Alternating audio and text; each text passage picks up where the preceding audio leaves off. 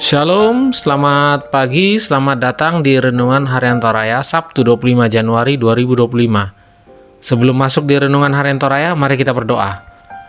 Bapa, dalam nama Tuhan Yesus, kami akan baca firman-Mu. Biarlah firman-Mu ini tetap tinggal di hati kami dan kami lakukan setiap hari. Dalam nama Tuhan Yesus, haleluya, amin. Pembacaan terdapat pada Roma 7 ayat 1-6. Roma 7 ayat 1-6, arti hukum Taurat. Apakah kamu tidak tahu, saudara-saudara? Sebab aku berbicara kepada mereka yang mengetahui hukum, bahwa hukum berkuasa atas seseorang selama orang itu hidup. Sebab seorang istri terikat oleh hukum kepada suaminya selama suaminya itu hidup. Akan tetapi apabila suaminya itu mati, bebaslah ia dari hukuman yang mengikatnya kepada suaminya itu. Jadi selama suaminya hidup, ia dianggap berzina kalau ia menjadi istri laki-laki lain.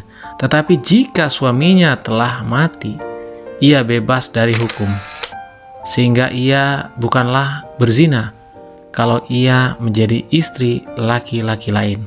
Sebab itu, saudara-saudaraku, kamu juga telah mati bagi hukum Taurat oleh tubuh Kristus, supaya kamu menjadi milik orang lain, yaitu milik Dia yang telah dibangkitkan dari antara orang mati, agar kita berbuah bagi Allah. Sebab waktu kita masih hidup di dalam daging, hawa nafsu dosa yang dirangsang oleh hukum Taurat bekerja dalam anggota-anggota tubuh kita, agar kita berbuah bagi maut. Tetapi sekarang kita telah dibebaskan dari hukum Taurat, sebab kita telah mati bagi Dia yang mengurung kita, sehingga kita sekarang melayani dalam keadaan baru menurut roh, dan bukan keadaan lama menurut huruf hukum Taurat. Amin, firman Tuhan. Tema hari ini adalah dibebaskan dari ikatan hukum Taurat. Aturan sejatinya dibuat untuk mengatur cara hidup manusia dan mencapai tujuan yang baik. Aturan selalu bersifat mengikat, sehingga mau tidak mau, suka tidak suka harus ditaati. Bagi orang Israel, hukum Taurat pun menjadi aturan berisi nasihat dan larangan yang mengikat mereka.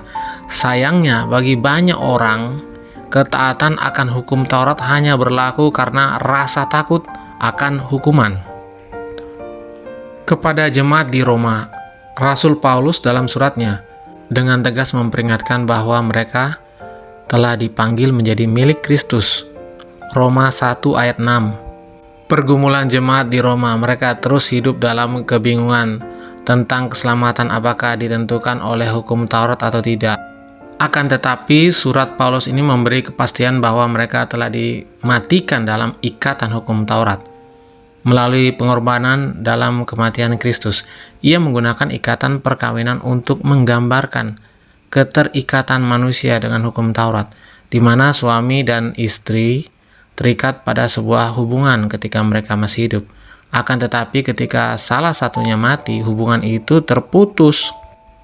Begitupun orang percaya. Pengorbanan Yesus Kristus adalah dasar untuk mengatakan bahwa orang percaya telah dimatikan dalam hukum Taurat. Hidup orang percaya mestinya tidak lagi berada di bawah ketakutan akan hukuman ketika tidak melakukan seluruh hukum Taurat. Karena hukum Taurat bukanlah jalan untuk memperoleh pembenaran, melainkan hanya oleh karena anugerah Allah. Sebagai orang percaya, mungkin kita pun seringkali melakukan sesuatu karena takut akan penghukuman Tuhan. Kita tidak sungguh-sungguh melakukan kehendaknya ataupun menjauhi larangannya, karena ada kesadaran bahwa kita adalah orang-orang yang sudah dibenarkan dan dikuduskan. Kita telah dipanggil menjadi milik Kristus yang mestinya hidup dan melakukan segala sesuatu dalam keadaan yang baru, karena digerakkan dan dikuasai oleh Roh, bukan karena takut akan hukuman. Amin. Mari kita berdoa. Bapa, dalam nama Tuhan Yesus, kami sudah baca firman-Mu, biarlah firman-Mu ini tetap tinggal di hati kami dan kami lakukan setiap hari. Dalam nama Tuhan Yesus, haleluya, amin. Selamat pagi, selamat beraktivitas, Tuhan Yesus memberkati, amin.